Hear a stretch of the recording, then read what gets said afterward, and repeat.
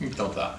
Olha, o conceito de cultura, o conceito de educação, na verdade a cultura é um conceito tão abrangente que ela envolve tudo. Ela envolve desde a religião, das artes, das ciências, do esporte, tá? Enfim, cultura de um povo, cultura de uma nação envolve toda a supraestrutura, né, num conceito mais marxista, de como os homens se relacionam, de como eles se divertem, de como eles comem, de como eles estudam, enfim. Cultura é um todo. A educação é um subconjunto dessa cultura, é uma parte dessa cultura. E normalmente por educação nós entendemos aquilo que é feito nas nossas escolas, que são instituições estruturadas para ensinar algumas disciplinas num currículo nacionalmente definido, né? No nível do primeiro e do segundo grau, no nível do terceiro grau daí já é uma coisa voltada mais para a profissão, porque daí você tem medicina, engenharia, o direito e tantas outras profissões, e estão surgindo sempre novas e novas profissões na medida que a ciência avança, que a pesquisa avança. Mas voltando à base, à escola fundamental e ao ensino médio, nós temos um currículo nacionalmente aprovado, onde se procura dotar todos os filhos da nossa sociedade, todas as crianças, de alguns conhecimentos que são vitais para a vida na nossa sociedade, como ela está estruturada hoje. É claro que existe aí alguma coisa que é sempre um pouco polêmica. Até onde vai a família e até onde vai a escola?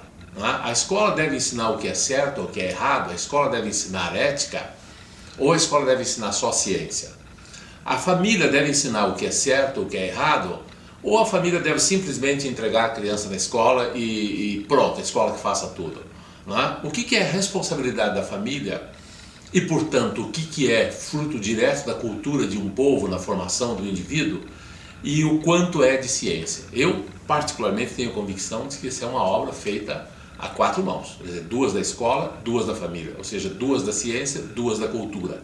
Não dá para isolar uma coisa da outra. Pensar a educação significa dar um mergulho na história da humanidade, antes de mais nada. Saber tudo o que foi feito desde os gregos até hoje. Fazer uma análise comparativa do que é feito no Brasil com outros países. Por que os alemães ensinam assim? Por que nós ensinamos assado? Por que os chineses são mais bem-sucedidos nas provas internacionais do que nós? Onde estão as diferenças? O que nós podemos fazer para melhorar a nossa educação? E a história da nossa própria educação, da nossa história brasileira e da cultura brasileira, como são as nossas famílias, qual é a importância que a educação tem para a família, como é que nós podemos, escola e família, interagir para que um mostre ao outro a importância que o outro tem no trabalho que o outro está fazendo. Gostaria de saber qual que é a sua opinião sobre a grade curricular que se aplica hoje no Brasil e que tipo de temas, não provavelmente disciplinas, mas o senhor colocaria, se pudesse fazer uma alteração nessa grade? Olha, se você pegar 10 educadores e fizer essa pergunta para 10 educadores, você vai ter seguramente 10 respostas diferentes. De um modo geral, o que se ensina no mundo inteiro é isso mesmo que nós ensinamos aqui. É matemática, é física, é química, é história, é geografia, é biologia, é uma língua estrangeira. Esse conhecimento básico é geral. No ensino superior é um pouco diferente. Aí a coisa já é uma coisa mais voltada para a profissão, já é aplicação de ciência e tal. Tem muita coisa que é comum, que não dá para fugir disso. O que eu coloco como observação pessoal nas escolas brasileiras é que talvez nós deveríamos ser um pouco menos conteudistas. Por exemplo, talvez fosse o caso de não ensinar tanta matemática como nós pretendemos ensinar, mas se ensinássemos talvez 60% ou 70% daquilo que a gente ensina, mas com uma profundidade maior. Então eu acho que falta um pouco para a educação brasileira essa coisa do laboratório, essa coisa da profundidade, essa coisa da experimentação. Eu acho que aí a nossa educação ainda peca um pouco. Mas estamos caminhando nessa direção, já melhorou muita coisa. E a forma de ensino? Talvez seja mais importante que propriamente o conteúdo que se ensina. Qual que é a sua opinião sobre esse quadro também, essa comparação? Olha, o que ensinar e como ensinar, por que ensinar? Eu acho que essas perguntas estão sempre na cabeça de todos os educadores. Essa questão de o que ensinar, eu acho que já foi assim bem respondida. Teve reuniões internacionais sobre isso, tem uma centena de livros tratando do assunto e tal. O como ensinar também. O como ensinar, aliás, eu acho fascinante a conversa de como ensinar, porque se você olhar assim, desde o tempo dos gregos de novo até os dias de hoje, você tem o Vygotsky, você tem o Piaget, você tem mais de pelo menos uns 30, 40 pedagogos aí, e formam-se correntes em pedagogia achando que estão fazendo sempre uma revolução na educação. A maior prova de que ninguém achou ainda a maneira ideal de se ensinar, a forma ideal de se ensinar alguma coisa, é que todo ano tem uma teoria nova, sabe? E vai continuar isso. Eu acho que, sobretudo, o educador tem que conhecer essas formas que existem de ensinar, conhecer isso, até porque ficar reinventando a roda é bobagem, a gente tem que saber a experiência de outros, né? Mas, sobretudo, eu acho que o educador, se ele dominar profundamente o assunto que ele vai ensinar, ele vai saber ensinar. Tem muito pedagogo, aliás, eu tenho uma crítica severa aos cursos de pedagogia aqui do nosso país, tem muito pedagogo que fala muito de método, e não entendem nada de conteúdo de coisa alguma. Então eles falam no método da matemática, mas eles não sabem fazer uma conta de dividir com vírgula. Então como é que alguém vai aplicar método sobre um assunto que ele não domina? Percebe? Isso é uma contradição. Então eu acho que ensinar é mais ou menos como um livro. Eu acho que o livro existe em dois livros. O livro que o autor escreve e o livro que o leitor lê. São dois livros. Aliás, tem alguns até que dizem que não existe livro enquanto ele não é lido. Existe a potencialidade de um livro apenas. Assim como eu acho que não há método para educar. Há a potencialidade, há a ideia de um professor de como ele vai ensinar aquilo. Mas só é efetivo quando alguém aprende. Então, essa questão de método, eu acho que assim, se você tem um bom professor que conhece profundamente aquilo que ele vai ensinar, essa é a questão número 1. Primeira coisa, eu verificaria o conteúdo, se você tem o conteúdo. Eu cansei de fazer teste de matemática, para professor de matemática no positivo, que eu chegava para eles e fazia um teste, era clássico. Sempre que eu recebia um professor, eu pedia o seguinte: o senhor sabe o teorema de Pitágoras? Eu dizia: sei, sim, senhor. Por favor, então escreva. Ele dizia: quadrado da hipotenusa é igual à soma dos quadrados dos catetos. Todo mundo sabe isso, né? Eu digo: por que é assim? Qual a razão que sempre qualquer triângulo é assim? Eu reprovava quase todos os professores. Porque como é que o Pitágoras bolou isso? Como é que ele sacou isso? É isso que interessa na matemática. Decorar essa fórmula é ridículo. O computador faz isso muito mais fácil hoje. Então daí a matemática não tem graça. Então assim, método. Tudo bem, claro que se eu tenho um projetor, claro que se eu tenho um software, uma animação, claro que se eu tenho...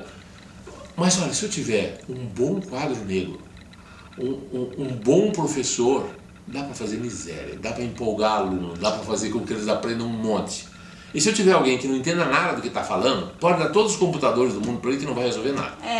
Vamos falar um pouco, então, mudando um pouco de assunto, desse processo de mudanças não sei se nem gosto de usar esse termo, mas da chamada pós-modernidade, ou qualquer que seja o momento que a gente vive. Mas, enfim, de tudo que vem acontecendo no mundo nessas últimas décadas e como isso entra dentro da educação, porque entra dentro de todas as relações. O que o senhor acha que mudou de fato na educação? Até fica o convite para fazer um comparativo com os teus tempos de escola, que eu acho que as coisas desde então já mudaram muito pela velocidade que estamos vivendo hoje. Olha, nas últimas décadas o mundo mudou, né? Eu tenho mais de 60 anos, então eu sou de um tempo em que não existia televisão. Nem se ouvia falar em computador, era uma coisa que também não existia. Eu me lembro claramente quando teve a primeira transmissão de televisão. Telefone, celular, nem pensar. E assim por diante, né? Então o que mudou? Mudou o mundo, mudou a tecnologia, nós tivemos novos produtos, nós tivemos uma comunicação muito maior, né? Mas a gente sempre faz a pergunta do que mudou. Mas seria muito interessante que a gente fizesse a pergunta: o que não mudou?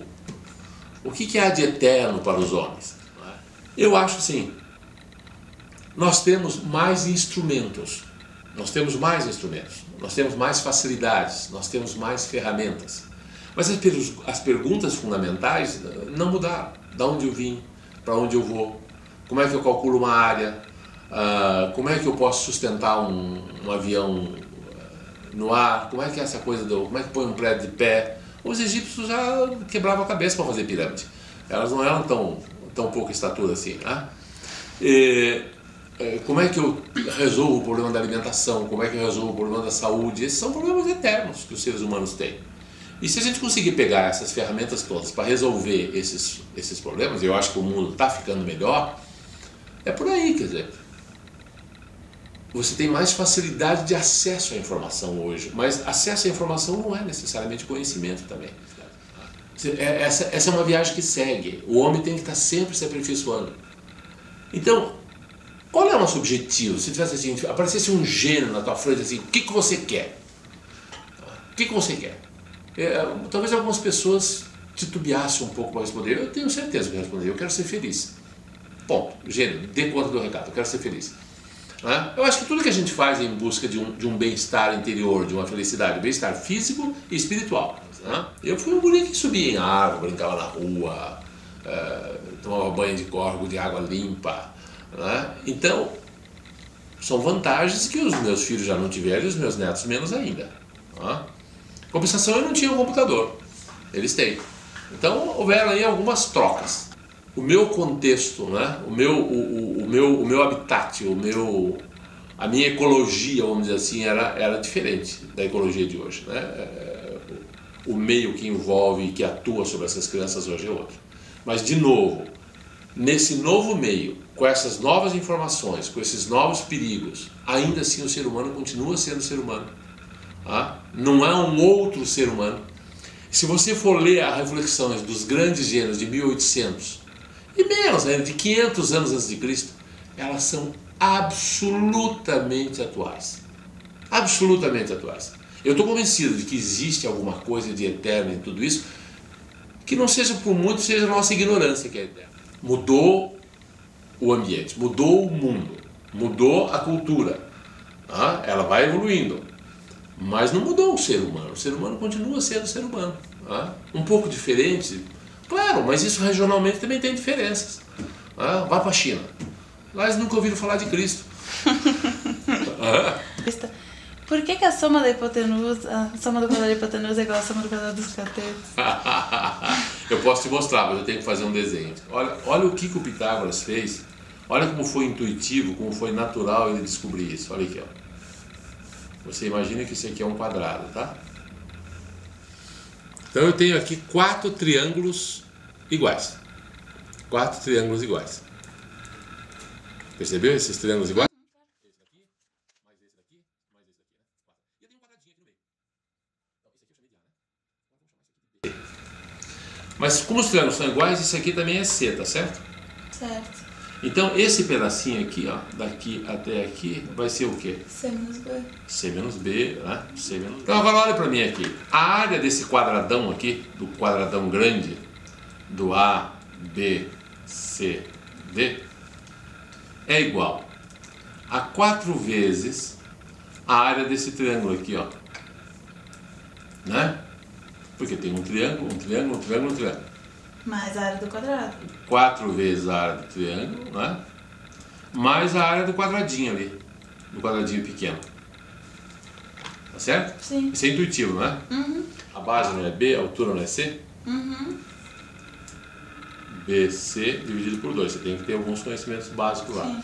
Mais a área do quadradinho. Mas a área do quadradinho não é o quadrado do lado? O lado não é C menos B? Uhum. Então, mais C menos B ao quadrado. C menos B ao quadrado. Aí você faz essa continha aqui, fica assim, ó. A2 é igual, dá para cortar, sabe? 2BC mais quadrado do primeiro, C2, menos 2 vezes o primeiro pelo segundo, BC, mais o quadrado do segundo. Tá? 2BC corta, A2 igual C2 mais B2, ou B2 mais C2. Ou seja, o quadrado de hipotenusa igual a soma do quadrado dos catetos. Bonitinho, né? A matemática é linda, né? É, e uma coisa